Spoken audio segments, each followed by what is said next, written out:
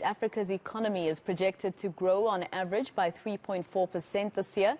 However, growth could be negatively impacted by the slow pace of vaccinations and the uncertainty of emerging variants, such as Omicron. The 2021 African Economic Conference is discussing these issues and ends tomorrow. United Nations Economic Commission for Africa Principal Policy Advisor Joseph Atta-Mensah speaks to us now for more. Thank you very much, sir, for your time. Now, how has the knee-jerk travel ban hurt Africa? Because it's not just South Africa that was impacted by that.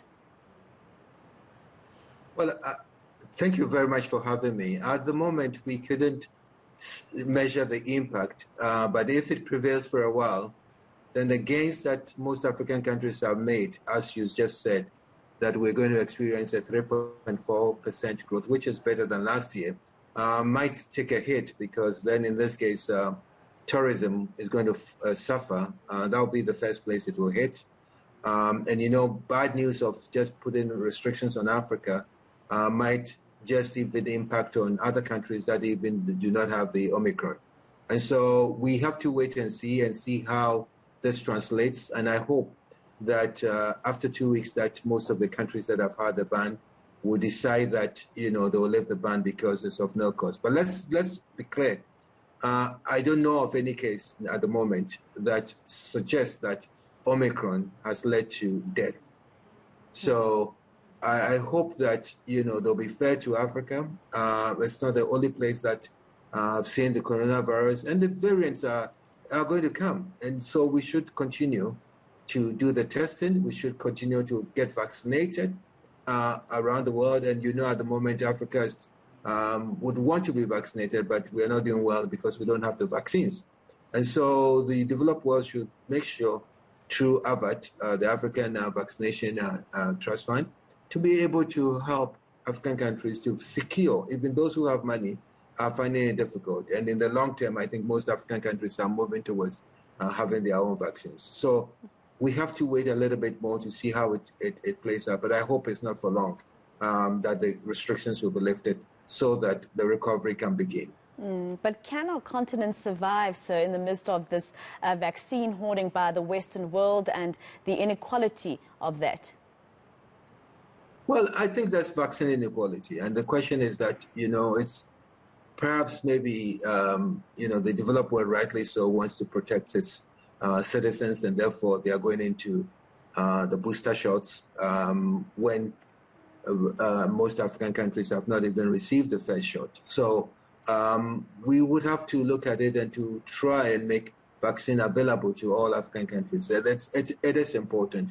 And therefore, the question of hoarding vaccines may not be good. And if Africa is not vaccinated, and if it will be, it means that the world will never be able to the world will not be able to get rid of or contain the coronavirus. And estimates have it that, you know, to vaccinate the whole world maybe would cost about 50 billion, which may not be that significant amount of money, because that money can easily be found within the coffers of international financial homes to be able to use to vaccinate Africa and all developing countries. So I think it requires a global effort. I mean, the African Union is doing all that it can through its high representatives or the envoys on financing for the COVID.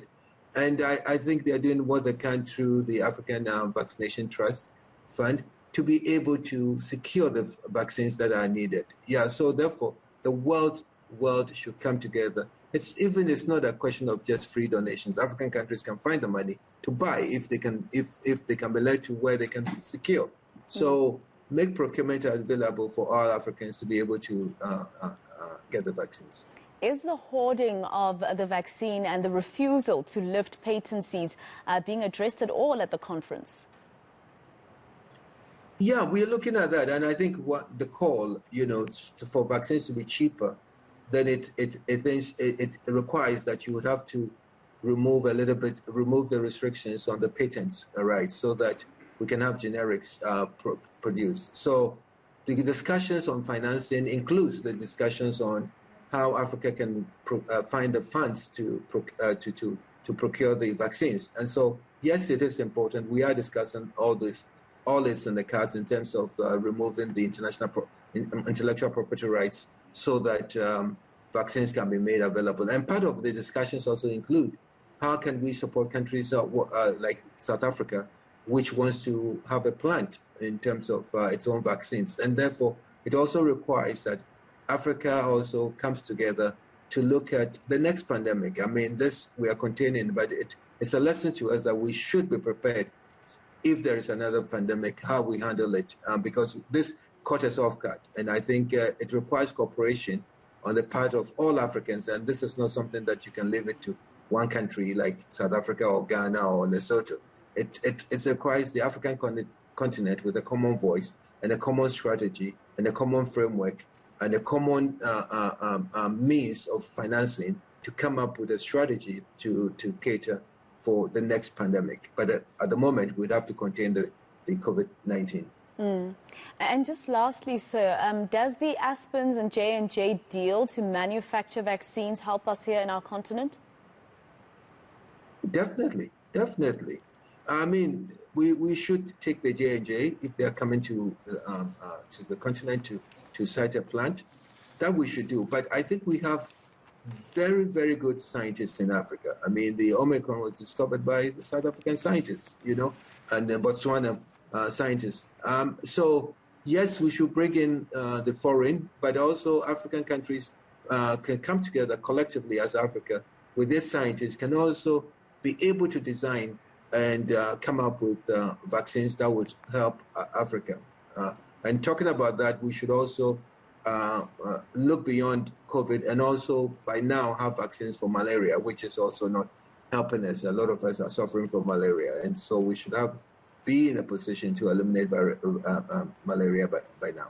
All right. Thank you very much, sir, for your time. That is the Principal Policy Advisor at the Economic Commission for Africa, Joseph Atta-Mensah, speaking to us there.